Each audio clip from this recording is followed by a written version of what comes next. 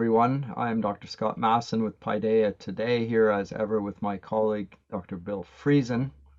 Today we are going to look at the extraordinary figure of Dr. Samuel Johnson, a man about whom an entire age of letters is written, the age of Johnson, born in 1709, dies shortly after the French Revolution in 1784, shortly before it. A lasting contributor to English letters and the first lexicographer to have created a dictionary. The first English dictionary we have comes from Johnson himself, an extraordinary figure. And we're very much looking forward to Dr. Friesen's exposition on Johnson. I myself am a bit of an enthusiast, but not yet the expert that Friesen is here. So let's hand over to Bill. Bill, you wanted to introduce us into the large corpus of Johnson's work with a couple of essays, if I'm not wrong. And this is a meditation, correct? Correct. It's a meditation upon spring, and it's drawn from a periodical of the day, The Rambler. So this is sometimes known as Rambler number 5, but it does have a title, of meditation on the spring. And I thought, just to get a sense of the extraordinary style of Samuel Johnson, or rather I should say Dr. Samuel Johnson, because that's more important with him than it is with many doctors. I would just read through the first paragraph of this meditation. Every man is sufficiently discontented with some circumstances of his present state to suffer his imagination to range more or less in quest of future happiness, and to fix upon some point of time in which, by the removal of the inconvenience which now perplexes him, or acquisition of the advantage which he at present wants, he shall find the condition of his life very much improved. And immediately you can tell from that majestic periodic sentence that this is a man who has been thinking long, deeply, and hard about the about style and English prose. Really quite extraordinary. I've told you previously that I consider Johnson probably and arguably the greatest master of English prose writing of whom I know. And I came across him almost accidentally during my undergraduate years. I had not heard very much about Samuel Johnson. I had heard mention of him tangentially by writers and critics and professors and so on, but no solid straight-on treatment. And I had never been taught or never been instructed to read any of Johnson's work by any of my university professors. And that remained the case right to the very end of my university education, right as I finished off my PhD. And that in and of itself is a bit remarkable because, as you note, this is a simply astounding figure, even in terms of influence, never mind in terms of what he's actually written. And he had an enormous influence on many, many, many writers and thinkers around him. And now he has vanished from the curriculum like a ghost. I asked my students this very morning, do you know who Samuel Johnson is? Nobody had even heard of the man. They had no idea who I was talking about. And now in retrospect, I find this quite daunting. It fills me with dismay here because this sort of silence that now hangs over things of the 18th century and Johnson himself is rather indicative. The upshot for me is that I was in a position to be surprised by the style of his writing, the delightful turns of thought and what have you. He has a mind that, it has been said, he's one of the most brilliant men of his age. Some people have even gone to say, so far as to say, he's one of the most brilliant men who have ever written in English, full stop. And that might indeed be the case. He was famous in his day for many things. You've mentioned the fact that he is probably the most famous lexicographer, writer of dictionaries in history, never mind English history. He is one of the foremost essayists who has ever written in English. Remember, the 18th century is an age where we see many different literary forms rise to the forefront, rise out of the mists, as it were.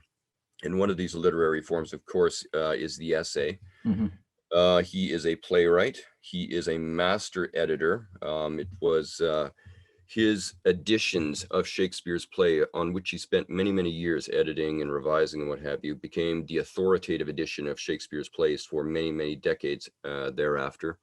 It's really hard to overstate the importance of Johnson upon the evolution of the English language and literature more specifically.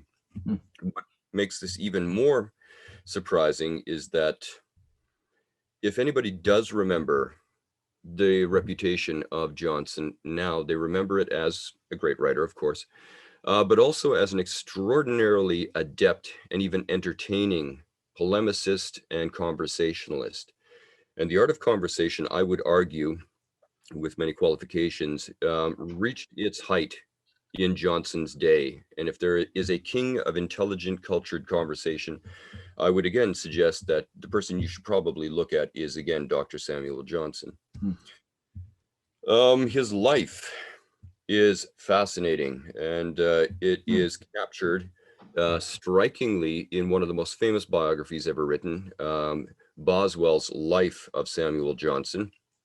A lot of people in the 19th century and the 20th century, if they were trying to think about how to write biography well, they would go back and look at Boswell's Life of Johnson as kind of the prototype of how to do things properly when you're writing a biography like this. And as you said, he was born in 1709. He was born to a mother who was 40 years old, which in 1709 is shockingly dangerous. This and they knew it. Two of the more famous doctors in the region were called in to attend the birth. That also is extraordinary. That was not usually done. And as it turned out, they thought that their worst fears had been realized. The baby, when it was born, little Samuel, did not, could not, would not cry. Priests were called for. They expected the child to pass any minute now. But Johnson did not die. Not only were his physical circumstances challenging, and I'm going to say a little bit more about that in just a moment, so also were his financial environments and his educational environments. In both of these, Samuel Johnson, in spite of the incredibly cultured tone that he's striking here in the essays we're looking at, he came out of an extraordinarily difficult, vexed initial setting. His father was an impoverished bookseller, continuously fighting against debt and continuously becoming more and more down at the heels, lost all positions of respectability in the community. They struggled financially very, very hard.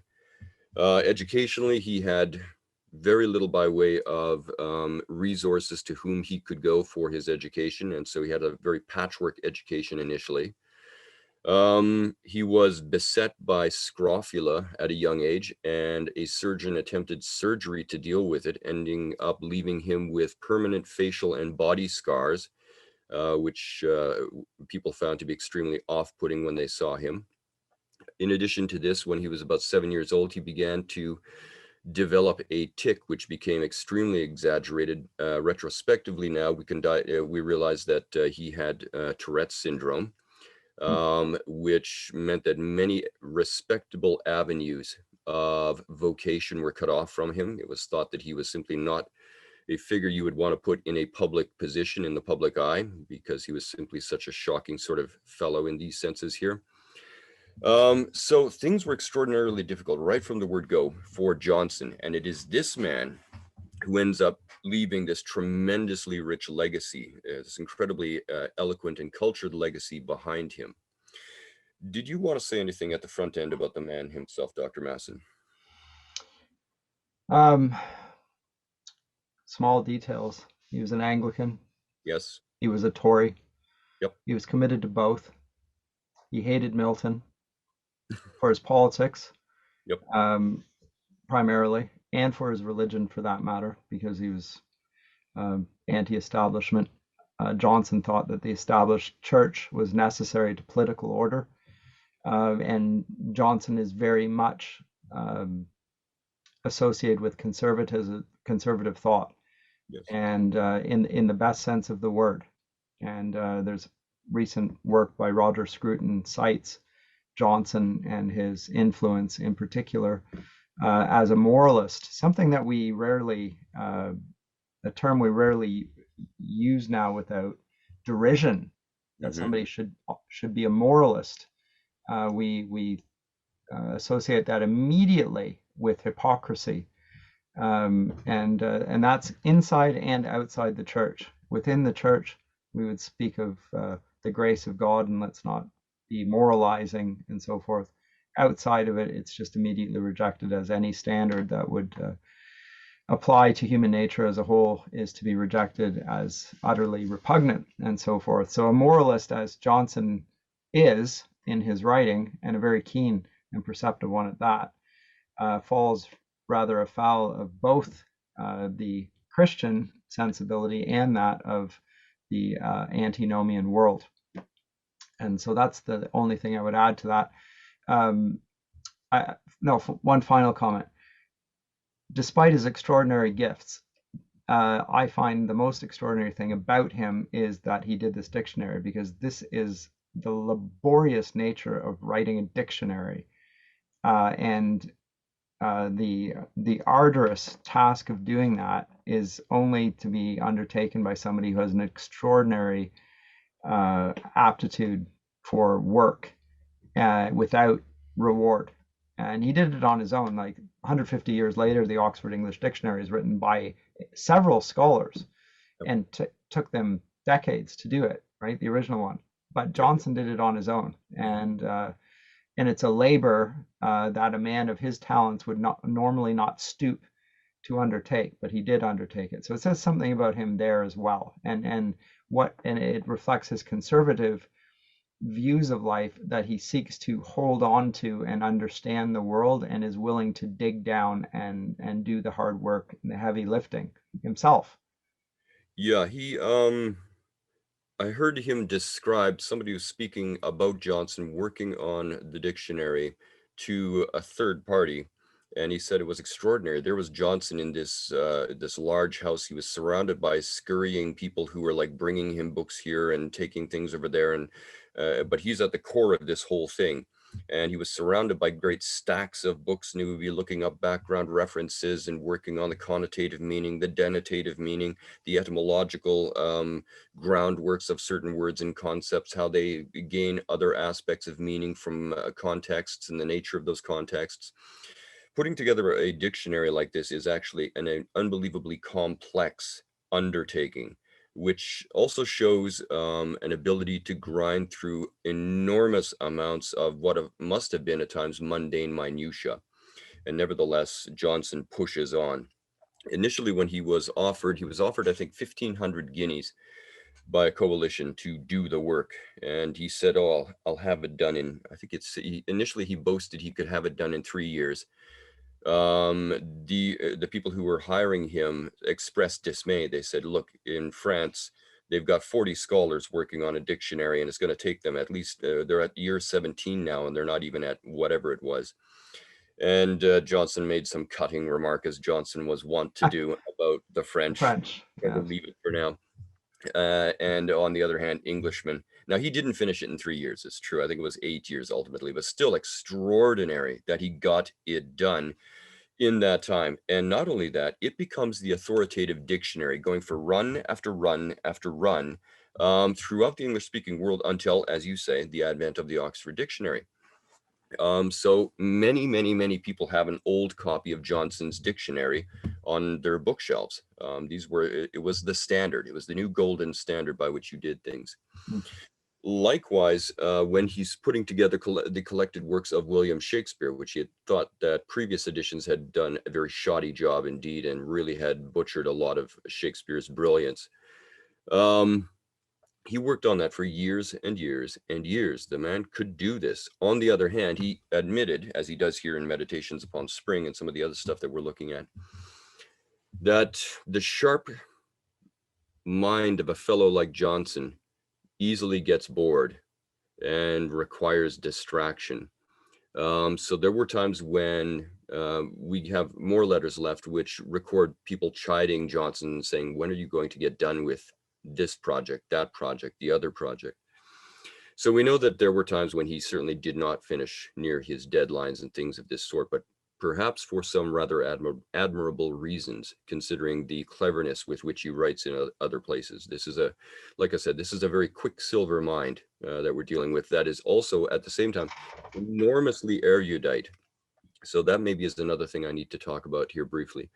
From the earliest, it was noted of Johnson, as it was noted of Milton, that he had tremendous capacities of memory and memorization. His Latin from a very early age was extremely good, and he was noted for it on several occasions. And of course, a lot of people, when they have strong memories, language acquisition is one of the things in which they really showed this merit to best effect. So it was with Milton, so it was with Herbert, so it was here with Johnson. Language facility is right there, front and center.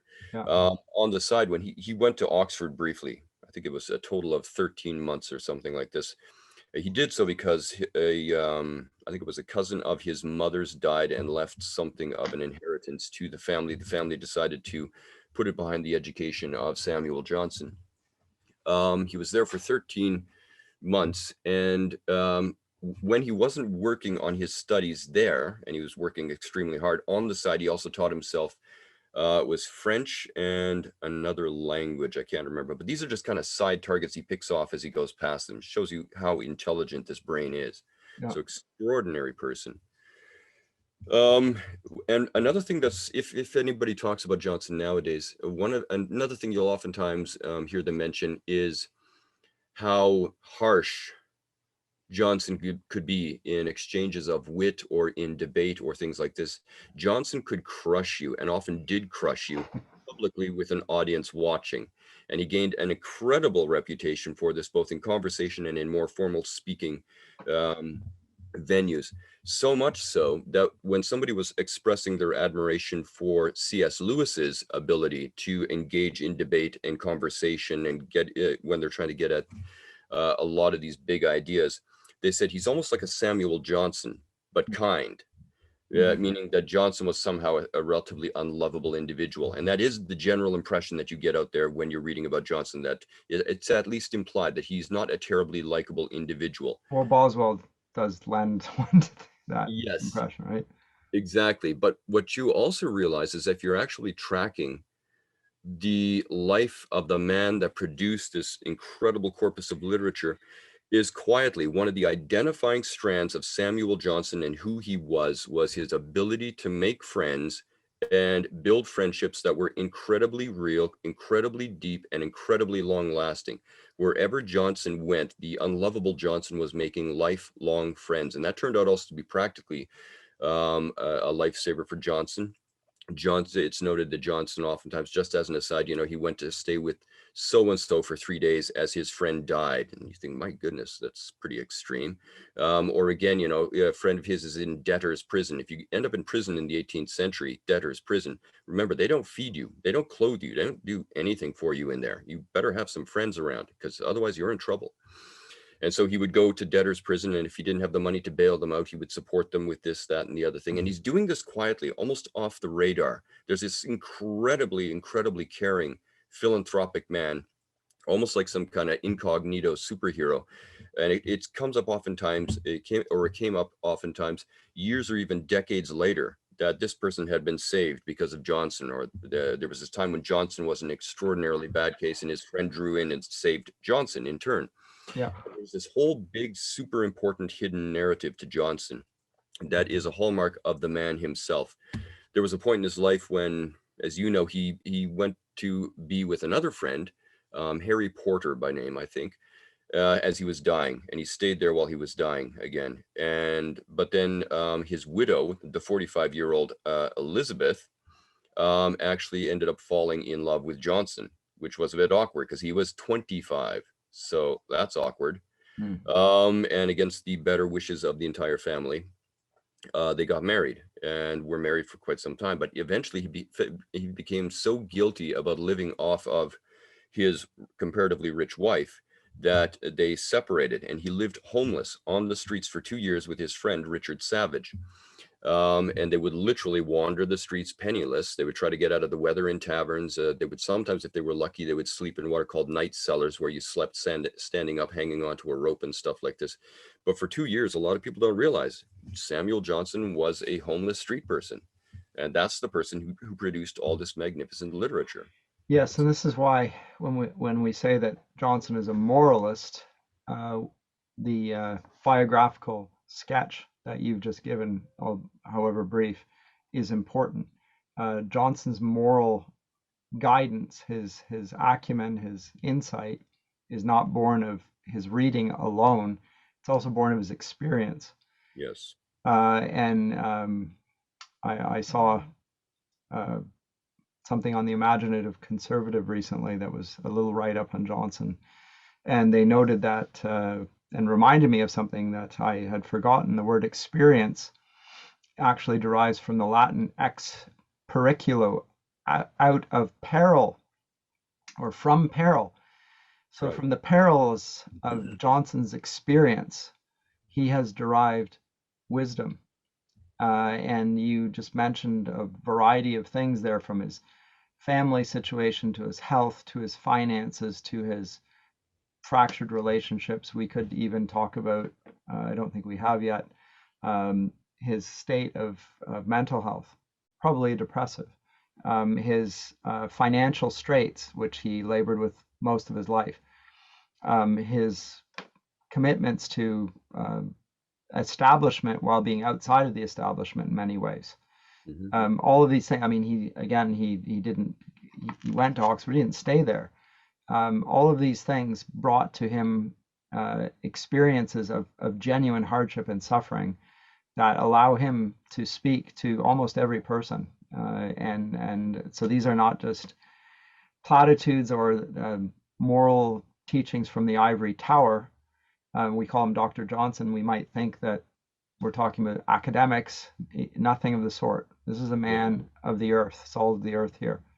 It's hard to think. I mean, he's oftentimes excised from the modern canon because, he looks like, and is the content that he talks about and his way of expressing himself sets him up as your typical dead white male, and so he has to go. But what a lot of people who do that for reasons of equity and things of this sort don't seem to realize is that almost nobody understands lifelong hardship on multiple levels better than Samuel Johnson. He could not get into a lot of respectable circles. He was passed over for all sorts of things he richly deserved. Um, his personal private life is a steady pitter patter of tragedies, some of them large, some of them small. Hmm. The man lived probably one of the hardest lives of any writer of English literature over the past 500 years. That's who you're dealing with when you're dealing with Samuel Johnson. And the fact that he writes in such a cultured way sometimes misleads people to think that he's, as you say, writing from the ivory tower or from some aristocratic perspective, when in point of fact, nothing could be less true. So some people are part of the establishment during their life. Some people become a part of the establishment after their death. Um, and the problem with those who lack any historical knowledge of it is they both get thrown into the same, under the same umbrella of privilege. Johnson Yeah. had no privilege. And so it's enormously unfair, and people are robbing themselves of a great benefit to their own lives, I think, by not reading Johnson. I think he's, from what I have read of him, a terrific mentor. If you're looking for a mentor, read Johnson. And Yeah. if you're looking for stylistic help, you mentioned the periodic sentence. Bill, say something about the periodic sentence, because I know what you mean there, but I think almost no one would. What exactly is the periodic sentence? It's a particular style of sentence which is seen as kind of the highest apogee of sentence style. And it's a style of sentence that is pioneered and some would argue perfected by the ancient Greeks and Romans.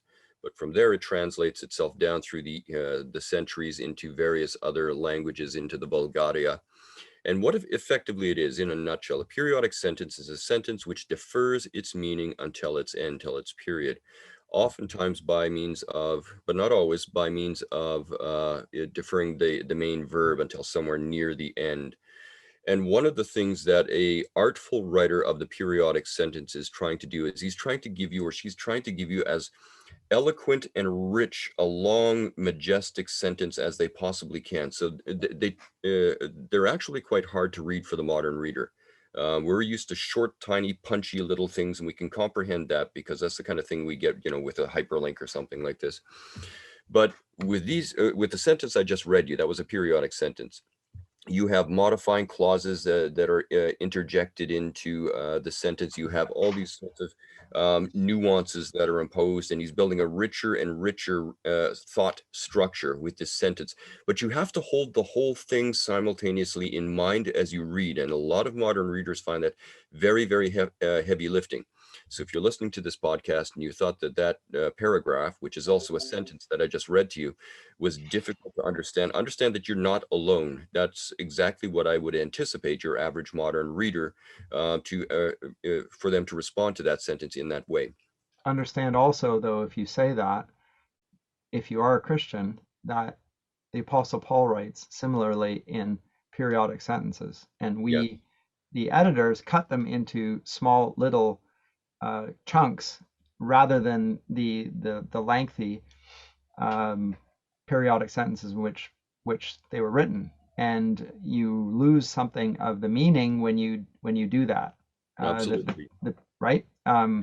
You lose that big sort of rolling, The big majestic picture thought and complex. and again, we've talked about stylistic principles being that of repetition and variation. The periodic sentence has these cola, right? There's one phrase, and then there's another phrase, and sometimes they're parallel and sometimes they're antiphonal, and they are certainly playing off, and so it's almost like a musical, a symphonic sentence in Yeah, that sense, and the meaning gets amplified from one to the other as well. And there is it's a very literary use of language. Now, modern students are never taught to do anything like this, but it is very much influenced by Greek and Latin in style, and but the style carries into English prose writing all the way through the 19th century and arguably into the mid 20th century. But when people stopped learning Latin and Greek, by yeah. and large. Once upon a time, if you had a English teacher, grammar teacher, or somebody like this, as they took their student through the years and built them up and built them up, one of the things right at the top that they would be trying to get them to do is to put together beautiful, powerful, artistically sensitive periodic sentences. But this is a top level achievement. You can't just easily do this. Only good writers can really handle the periodic sentence well. Yeah. And usually what your students would be doing is they would be breaking the sentence into fragments and messing things up and what have you. It's not easy. This is at the top of the Because you scale. have to keep the whole thought in your head, Yes. and good writers like Johnson think, people say that talking about thinking in paragraphs or whatever, a periodic sentence is effectively thinking in a paragraph. That's what it is, and Yep. it's arranging the components of it such that it amplifies the meaning. So that's what thinking in that's what actually the study of classical languages does. It helps you to think in paragraphs. Yeah, there's a lot of things to say about this, but But let's not go down too many rabbit trails here. But still, yeah. yeah. And you've mentioned here stylistically. I mean, this is another thing that a lot of modern readers are simply not trained to appreciate when they're looking at a sentence by Johnson. There's so much going on so many layers here. We've got, as you mentioned already, you've got paralleled statements in here. You've got contrasting antithetical statements in here. Johnson is a master of balancing things in pairs, and then pairs of pairs built upon that, and that'll get worked into a tripartite crescendo overall structure and things like this. He is a master of using figures, tropes, and schemes, and he uses them so artfully that oftentimes you barely register that you've just read over, I don't know, a chiasmus on the one hand or a zeugma on the other hand. But there it is, and it's not just there; it's done not just correctly; it's done beautifully, brilliantly, Mhm. so as to afford extra insight into the words that he's employing there. He's incredibly strategic about diction levels and what have you, and varies these at certain points as he moves through his structure. You could just do a sheer stylistic analysis of Johnson on almost any piece that he writes, and always find with the next study that you've plumbed new depths when you're looking at these sorts of things. Mm. So, Mm. But what's interesting about, so the comment that I've thought about over the years about this style of writing, the periodic sentence, as you say, they wouldn't call it that, but still, the periodic structure of a presentation. The sentence, the word sentence wouldn't be used there, but still. Um, but we will happily say that. And they'll use the English will use the word full stop, by the way, for a period, not what in America, Canada, we could call a period. That's because they will use the period to talk about the semantic structure or the lexical grammatical structure of the sentence, like that. It has this feature of parallelism in it. It's almost interwoven, and it's in the sentence itself. So it's talking about resemblances, similarities, analogies are being made within the very structure of the expression itself in a way that a modern sentence doesn't. A modern sentence is very analytical. It makes an observation, but it's not comparing one thing to another. It's not drawing into our mind various resemblances. It's not adding richness. It's cutting out the fat, as it were, of digressions in talking about this in relation to that and so forth. And something is lost in cutting out the fat, and what is lost is partly the beauty, but partly also the sense of how things relate to other things. And there's a great deal of the conservative philosophy of Johnson being expressed in this way of using language, because it does give a rich sense that things belong together and they can be understood in relation to one another, both by similarity but also by contrast, but only when one compares one thing to another. And the very way in which language works there facilitates that thing. And so I find that I found that an interesting observation. Even Hebrew poetry works this way, by the way. The Psalms are, yes, that they have that same principle there. We've lost that in the English language, and I think the loss of that has too little been observed, and I would like to see some move to recover it. yeah, I like what you're saying here. I was actually just well, I was in a fortunate position where I could teach on the necessity of analogy, not merely in thought, but also in language as an extension of thought. And I had a list of various modes of analogy. And I remember my students being quite flabbergasted. They thought that there might be one or two different ways in which you could use analogy as a model of thought or as a model of expression. But we just kept getting to another one and another one and another one. And I said to them, this is not my list. I mean, this is a list. I'm just borrowing it from some educator back in days of yore. So people used to actually get an education in this stuff. And then what we would do is I would throw a number of topics in front of you, and you would choose the most effective model of analogy. And then you would actually practice what you had been getting the theory of. All well and good. And you're right. We use analogy not because it's some kind of discovered external tool that we've come across that helps us think and speak as two parts of the same kind of impulse, but rather because it's a natural turn of the human mind to look at the world like this, whether it be the other or the self that is considering. So it's a natural way of doing mental business. And as it turns out, it's an extraordinarily useful and rich way of doing business, whether you're writing something nonfiction or fiction or whatever it might be. Yeah. I should also mention one other thing here before I forget it here. That sentence I read to you, by the way, if you read Rambler number 5, you're going to find that most of the sentences are like the initial sentence. You're not going to get a break, but that's actually a good thing. But though it's an enormously rich and articulate and eloquent expression, eloquent in the sense of quintillion, as you and I discussed so long ago, notice that it is not wordy.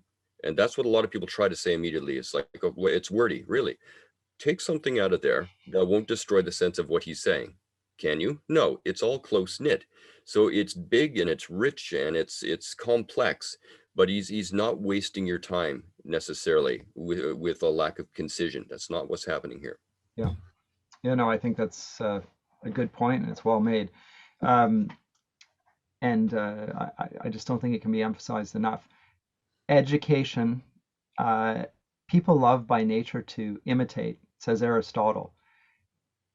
Writing and speaking in periodic sentences is an expression of that capacity of knowing, and it fosters a depth of understanding that I think is lacking in our day, a serious lack of substance. If people complain about it all the time. Yeah. They say they complain that children can't write. They complain that nobody can speak, all of which is true. Listen to the politicians, listen to the actors, listen to anybody you will, even quite frankly, many academics. They can't speak. They can't write. Why is that? And yet it's not that they have never studied. It's not that they haven't worked very hard to acquire the knowledge that they have, because they do. And they are experts in the small areas of expertise which they can dig down in, but they have no capacity for breadth of knowledge and the copiousness of knowledge which Johnson exemplifies, and his work in the encyclopedia best testifies to. It's something, you and I were discussing this prior to hitting record, which is that one of my strategies when I have a particularly demanding thinking and or speaking task in front of me that's daunting, that's going to be a challenge. One of my ways of kind of warming up for that, one of my ways of stretching, if you like, is to sit down and read some Johnson, because it infuses my mind with an eloquence that, if I'm not careful, I can very, very easily lose. And Johnson reminds me of what the standards are and what I ought to expect of myself. So he's handy in that way as well, as a therapeutic approach to Johnson. I don't recommend first and foremost reading him for those purposes, but nevertheless, I do it on the side. Good English writers do that. I find that they orientate the mind, they give a sort of solidity. I found myself that one of the things I did that was most beneficial in my life intellectually was learning a foreign language, and actually learning Greek. The structure and the richness and the, as you say, the periodic structure of the language, it requires a rigor that inculcates it. It bears down on you, and it does not leave you. And I think there's a great deal that can be said. Often question, why do we need Greek, Latin, or any foreign language for that matter, when the lingua franca of our day is English? Everybody's speaking English. We can find translators online that will translate things for us, facilitate communication. And my rejoinder to that is, what do you mean by communication? If you mean the barest common denominator, which is the lowest common denominator of conveyed understanding, then perhaps it may do that. But of any richness or of the complexity of life, which is quite frankly complex, it conveys nothing of that, let alone the idiosyncrasies of various languages, which can't be captured in another language. That's absolutely true. There's a few things there that you said that are really worth underscoring. First of all, the inculcation of intellectual rigor. You don't have to be an academic to gain enormous riches from cultivating that rigor. And learning a language and learning it well is one of the many activities out there that will really help you do that. Absolutely. The second thing I should say, along with the rigor thing, I've just been reading a book by James Shaw, The Unseriousness of Human Affairs, and it's good stuff. But in it, he talks about the necessity of humility in the student in order to efficaciously learn. And of course, you and I know, sadly, that your average student, far from being humble and respectful as he or she comes into the classroom to attain knowledge and wisdom, has, in point of fact, on average, quite the opposite attitude. They're full of mockery, derision. Their first impulse is to deconstruct and expose the hypocrisy and the brutal dynamics of hegemonics that underlie so-and-so's polemic and stuff like this. There's a kind of a willful arrogance and disdain to the student. Having said that, on putting the shoe on the other foot, we have to remember as educators that we have to be what we do in there has to be worthy of respect in the first place. I So we agree. need to look in the mirror and actually think, look, are you really behaving like a professional? Are you actually taking care of some of the details that you need to take care of? Do you hold yourself to account when you're messing up and stuff like this? There's a million and one different levels in which rigor is played out by the teacher as well. And so obviously we're trying to cultivate that rigor amongst our students, but we have to start obviously by earning that, by fulfilling those responsibilities around these sorts of things. Hmm. There was one other thing I wanted to say about you, and just to reinforce the point you made. There is really, I say this oftentimes to the annoyance of some of my students, there is no such thing as a translation of a great literary work.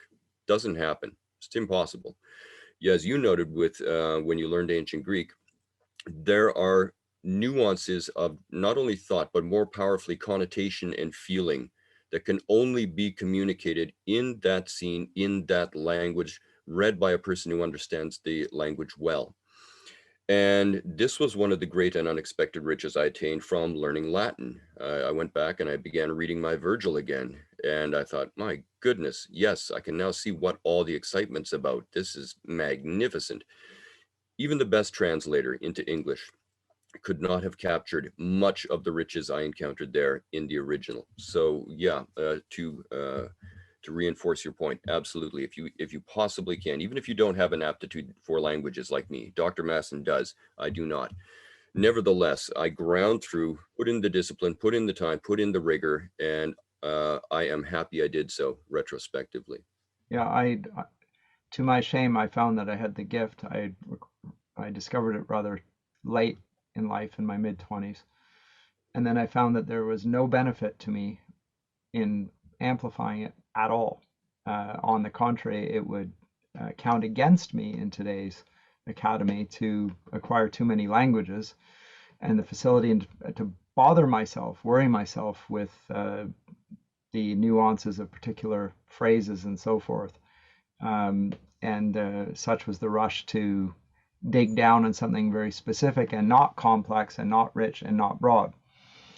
So I have, to some degree, uh, turned my back on that ability, and I regret it at times. On the other hand, I learned Greek and German and Latin and so forth in the short space of time, and I never used them. Yeah. I have no call to use them, and that's of great. I could use them, I guess, if I dug down and found a means of using it, but I would not be able to do what I currently do if I did do that. So, at any It's rate, it's intellectual triage. It's what it is. yeah. So some things are going to make it, But some will this is not. so my final comment on that, and this is not to feel sorry for myself. It's to reflect on the age in which we live, in which that is the case. If we're dealing now with a golden age of English literature in the 16th, the 17th, and to some degree into the 18th century, these are rich, rich, rich pastures. Because the life of the mind was celebrated, education was conveyed, and it was conveyed even to men like Johnson, who did not go to the highest echelons of academia and so forth. It was inculcated at the lowest levels in many ways. And because of that, we have great writing. And so Yes. if we have no great writers or speakers or thinkers or moralists or what we today call leaders, then that's because the soil in which we're asking them to uh, grow up is so thin that we're lucky that they do what they do. Yeah, I took the first two paragraphs slash sentences here of Johnson's essay that I just Read it read. again, Bill, because that you read the first, but then you didn't get the sting in the tail, which is really in the second. I thought he pulls Sure. it together. Read it again.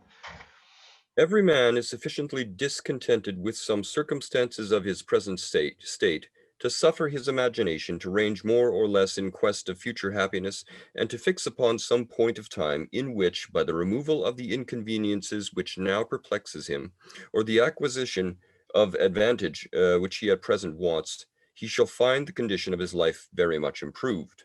When this time, which is too often expected with great impatience, at last arrives, it generally comes without the blessing for which it was desired. But we solace ourselves with some new prospect and press forward again with equal eagerness. So he's talking about what C.S. Lewis talks about as well, which is true of utopian schemes as well, the belief that the future will be better than the present, that the current circumstances can be disregarded, overlooked, ignored, um, certainly put behind us in order for a future good and a future benefit, uh, which when we attain it, if we attain it, which we rarely do, but if we do, we're immediately dissatisfied with it. And this reflects, I think, something of Johnson's wisdom, which we can even hear from people who are not, I would say, not particularly wise in general, those who achieve the summit of their profession in our day, actors, politicians, sportsmen, so forth. They reach the pinnacle and then they realize once they've got there, now what? Because it wasn't quite what I imagined it would be. And now what do I do? And there's nothing quite so awful as to spend your many years seeking to attain that goal in life and achieve it and find there's an emptiness there. Yeah, you get the long sought after, much sacrificed for, hungered after dish, as it were, and it all turns to ash in your mouth. And you've given so much and done so much to get there, and it does not satisfy as you had anticipated it would. And this is kind of another one of these universal human experiences. You've heard people express this kind of thing time and again, where if something conduces to pleasure, it doesn't do so usually permanently.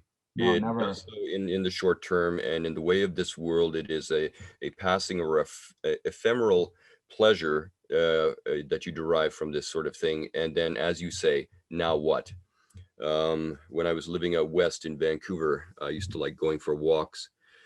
Um, and there was a hill there, Capitol Hill, where the wealthier denizens of the area lived. And I was walking down a side street, and there was some fellow, an older gentleman, washing his new Jaguar.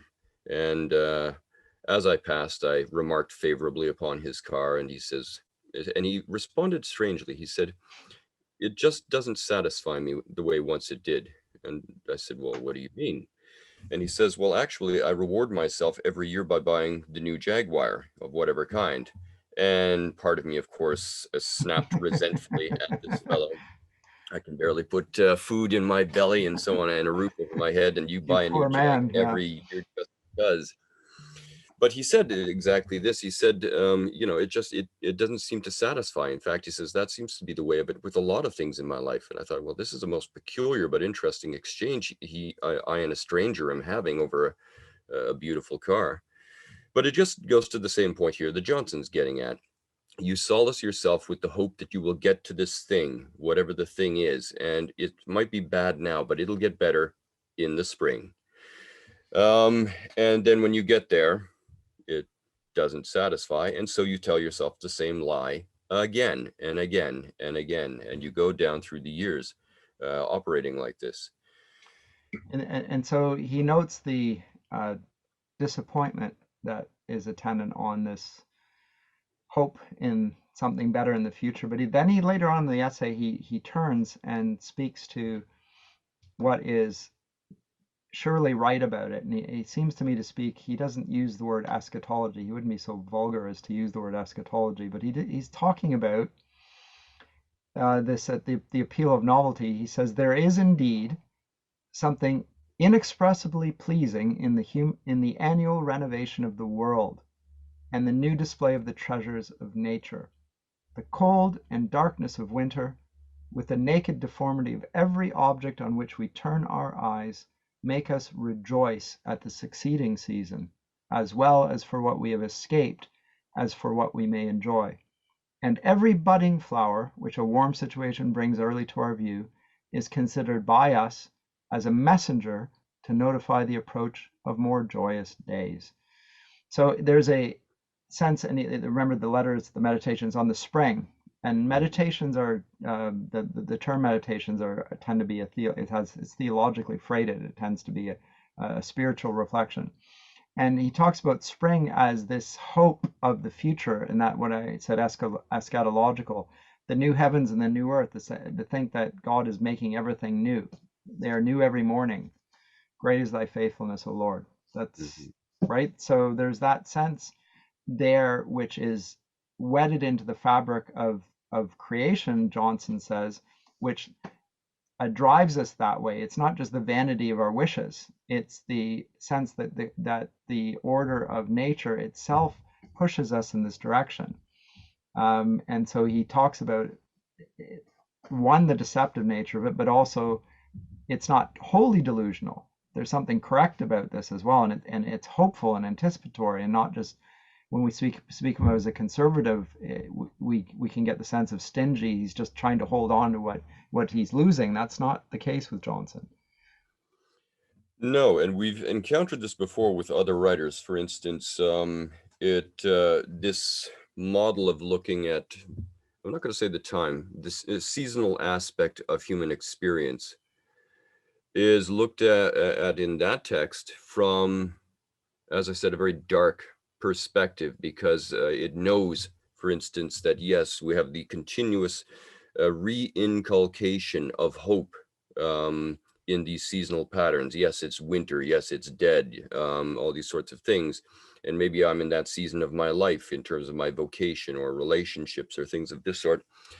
But there's a spring coming, and hope maintains itself through the hope in spring maintains you through the bitter times of winter and things like this. But as we saw in Beowulf, the notion was that yes, nature is perpetual, but it's also entropic, it's destructive, it's predatory, and also human beings are limited to some point. I knew you couldn't stay with a hopeful thought for too long without reverting to the pessimism of Beowulf and the destruction and entropy of all things. Well, I could have gone for a happy treatment of it. Gerald Manley Hopkins, Spring and Wow, don't do that. No. I give you a Victorian example of the same problem. Yeah. But yeah, it's I mean this motif here of the perpetual seasonal cycle of life that we encounter here is something that great writers in the great conversation come back to again and again and again and again. This is a part of the universe. This is a universal aspect of the human experience. It's relevant to all of us, whether we're learned individuals in the academy or somebody who's working with their hands in, on the streets and in the fields, what have you. These concerns are relevant to us all. And in that sense, I think writers like Johnson and these others who pick up on this sort of thing are actually enormously egalitarian. A lot of times, it seems as if the great conversation in the great books is belongs properly to the provenance of snobs and specialists and people like that, and that we're somehow sneering down from the ivory tower at the masses, the unwashed masses. Hmm. No, in point of fact, insofar as the universal or the great conversation has to talk about universal, great, fundamental, existential concerns of the human condition, it applies to And everyone. experiential, which we all have. Ex Yeah, periculo, the out of the perils of life, which everyone experiences in every station of life. yeah. This is why those who have undergone great suffering traditionally, in the literatures we're looking at, especially here, are oftentimes seen as being people or figures with tremendous capacity for wisdom. Who is wisest amongst you? I don't know. Who has suffered the most? Let's talk to that person.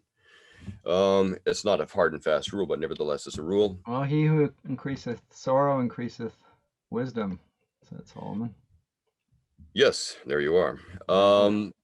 So we have this. We also have him talking about the man who goes out into the world here in this essay and freights himself down with his own internal.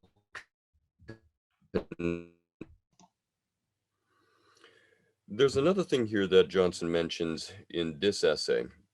When he talks about a man who goes out into the world, in this case here, a man who is actually taking a walk, constitutional or some such, that this man freights himself. He carries with him his inner concerns, either positive or negative, as he frames it here within the essay, is particularly negative. The man is beset by worries and fears and regrets and sorrow and things like this. And he does not take his outer world into effect. It does him, as it were, absolutely no good to go walking through the beauties of nature, whether those be spring or summer or whatever it might be.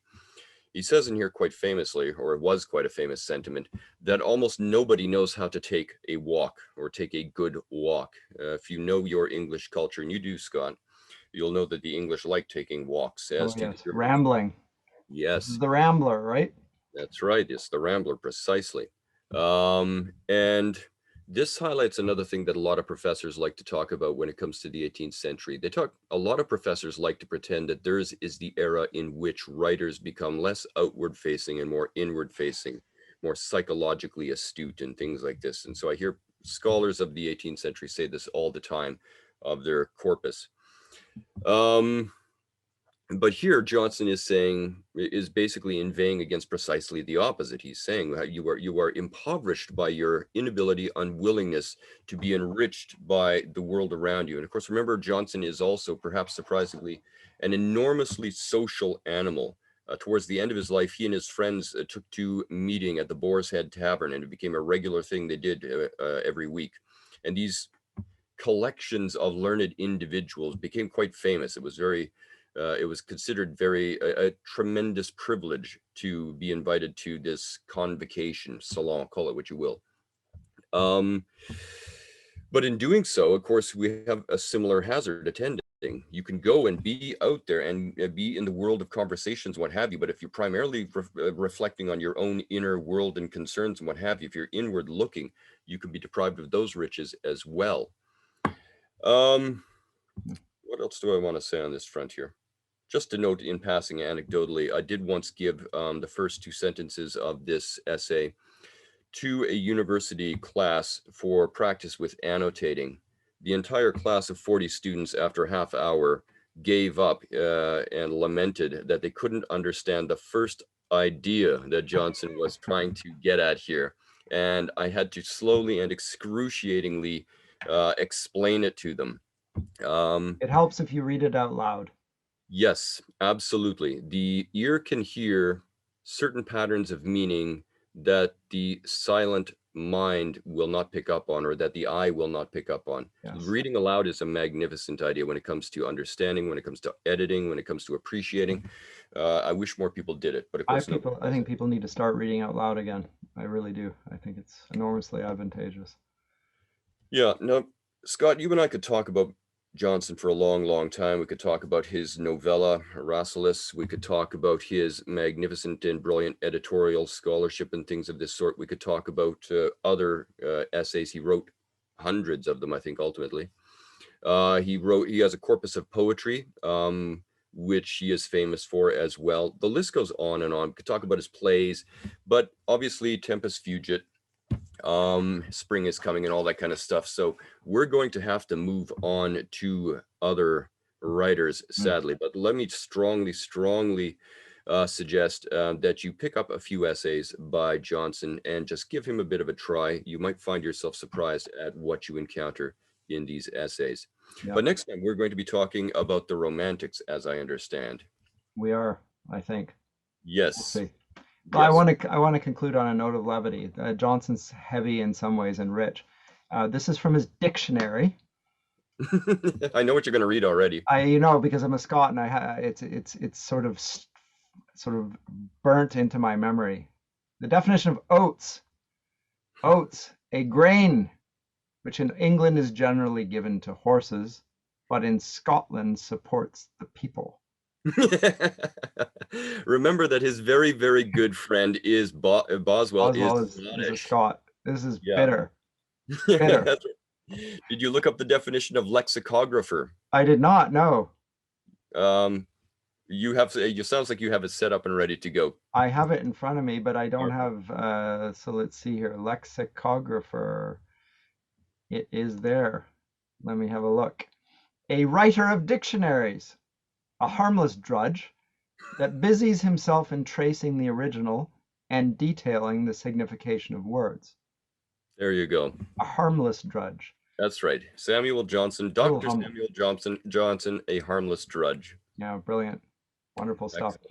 I just wanted to add at the conclusion, Bill, we've done this work, this labor ourselves out of sheer desire for people to benefit from it. We would appreciate some financial support if you're able, our listeners. We are trying to not only continue what we're doing, but try to expand it with a new website and with new opportunities, some possibilities of courses and so forth.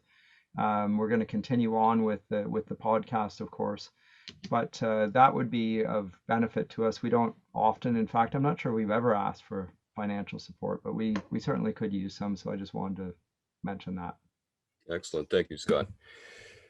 Okay, ladies and gentlemen, that is all we have for today. It's been a pleasure. It's been a privilege on our part here. And as always, I am Dr. Bill Friesen, and my colleague here is Dr. Scott Masson. Take care, everyone, and keep reading. See you next time.